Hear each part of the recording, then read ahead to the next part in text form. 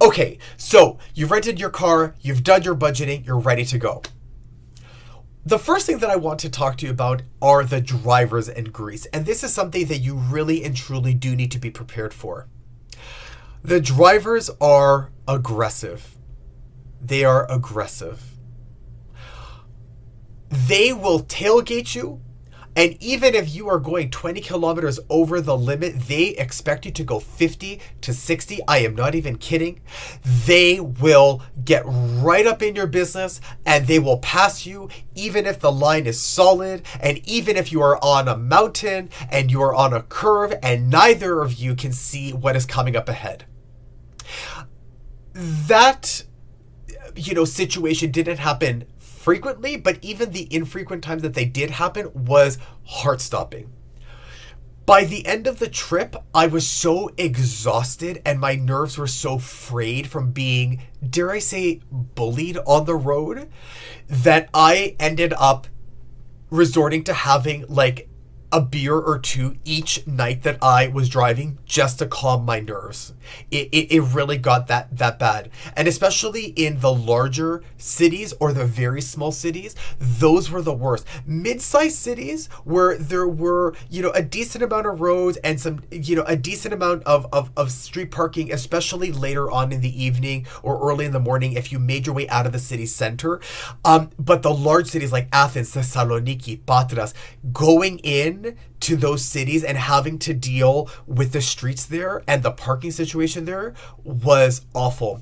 And just as bad were the little tiny villages where you have one main street and then laneways where you're supposed to, fit two cars and you're, parking half on the sidewalk, It was definitely an experience. And even there, trying to deal with drivers who were, coming up the rear or not staying in their side of the lane, it really did sort of fray my nerves and weigh me down by the end. So really do be prepared for some very aggressive drivers who are very prepared to take risks, even if you're not. One more thing to flag for drivers is the motorcyclists. This was only a really big issue in large cities and in particular in Athens. But in Greece, motorcyclists will drive in between cars, in between lanes. They will weave in and out of cars.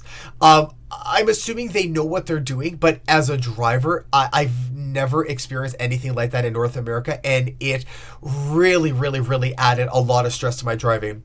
The most stressful part of this entire trip, believe it or not, was the drive from my hotel, my last hotel, which was just north of the Ammonia area by the Larissa train station, back to the dealership, which was, close to the Acropolis. It was a 20-minute drive, mostly in traffic, heavy traffic, which I was actually quite thankful for because there was a lot of stop and go. But the motorcyclists that were weaving in and out of those streets, I'm like, I made it a month on the road, untouched, no scratches, no nothing. This is it. This is when God is going to get that car, all sort of messed up and mangled up. This is when it's going to happen. I have stressed and done my best to keep this car in perfect condition, which I did, but this is the moment. It's in the last 15 minutes. This is when, the accident is going to happen. This is when I'm going to get hit. This is when I'm going to have to sort of, pay an arm and a leg to deal with whatever damage is going to come my way. Luckily, nothing ended up happening.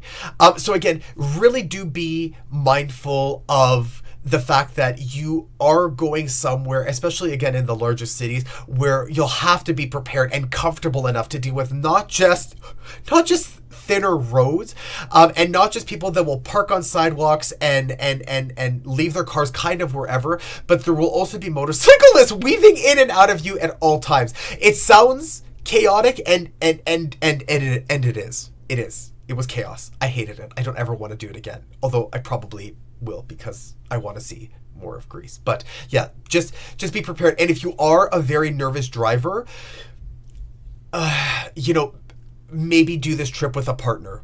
Or again, get a car or rent a car somewhere outside of the city, or find ways to park your car outside of the city center or outside of the main part of the city and take a bus or take an Uber into the city as a way to avoid that, or book hotels that are on the fridge where you can avoid all of that.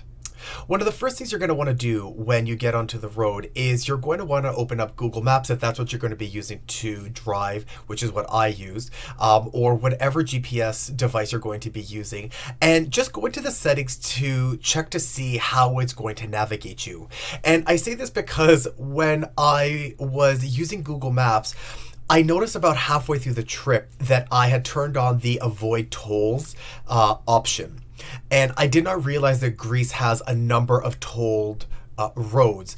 In fact, I would say most highways are actually tolled highways. So there were times when I was driving and I was on a highway or a really nice road, and then GPS told me to exit, and I ended up on a bunch of back streets and, on mountain, roads, and I was just very, very confused. I'm like, why can't I just stay on this road? I like it here. And it turns out, again, like I said, halfway through, GPS was doing that because I had instructed it to avoid tolls as much as possible. So before you get on the road, open up your settings just to make the adjustments that you'll need based on what it is that you're willing to sort of pay in terms of convenience versus maybe cost savings. So along those lines, like I said before, a number of roads in Greece are actually tolled, and that's something that I wasn't expecting and I wasn't prepared for, to be completely honest. And it can get quite expensive. I can't really speak about the western part of Greece, but the eastern part of Greece does have a number of highways, and it's really beneficial. I really enjoyed, after all of the mountain driving that I did through Peloponnesos and western and northern Greece, being able to take advantage of like a straight road where I could go 120, 130 kilometers an hour was like a treat. It was a treat. That's the best way that I could describe it. But it was also expensive. So I would say the best built part in terms of transportation of Greece is the eastern part, from Athens through Larissa to Thessaloniki. That's where you will find like the best train connections and really good bus routes if you decide to use those alternative routes. But again, even with the car, that's when you're going to find the newest highways, and where you're going to find multi-lane highways to use. And even if you're not using highways, you'll actually find more roads there that are not as sort of mountain heavy. But the options to take highways are far more available and accessible on the eastern side. However, the drive from Thessaloniki to Volos or Pilio, which was a stop I did before I went back to Athens, I think that cost me 12 euros, which came out to $20 for about a 3-hour drive. And there was a point where almost every 15 minutes I was encountering a toll, and the tolls can go from anywhere from like 70 cents to like $4.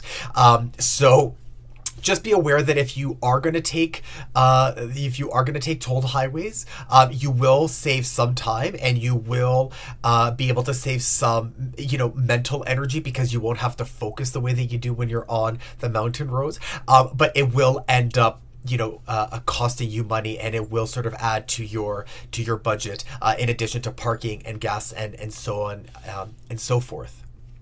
One of the things that surprised me about Greece was that the roads were actually all in really good condition. I didn't encounter a lot of potholes or a lot of debris. The roads seemed to be really well maintained. Except in the sort of like mountain villages and some of the national parks.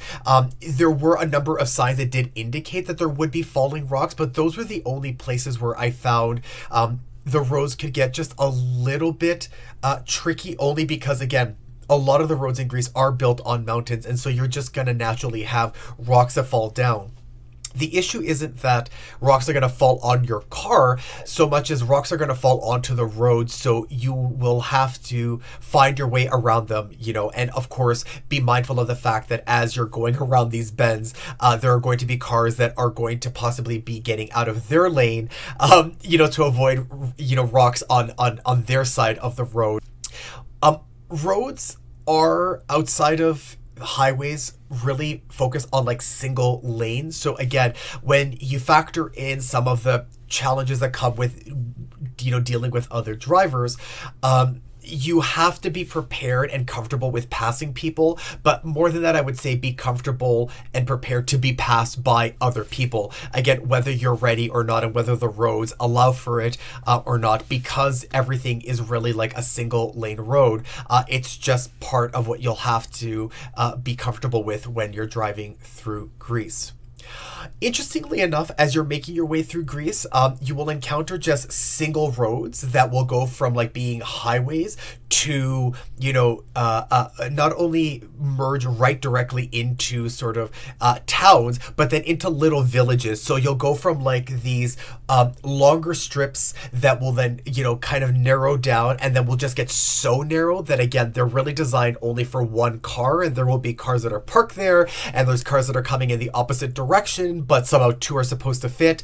And then all of a sudden, it's just like, hey, go back to 90 kilometers an hour. So, yeah, just the nature of the roads there. Again, good conditions, but very multifaceted and multi-use, all in one sort of in one single lane.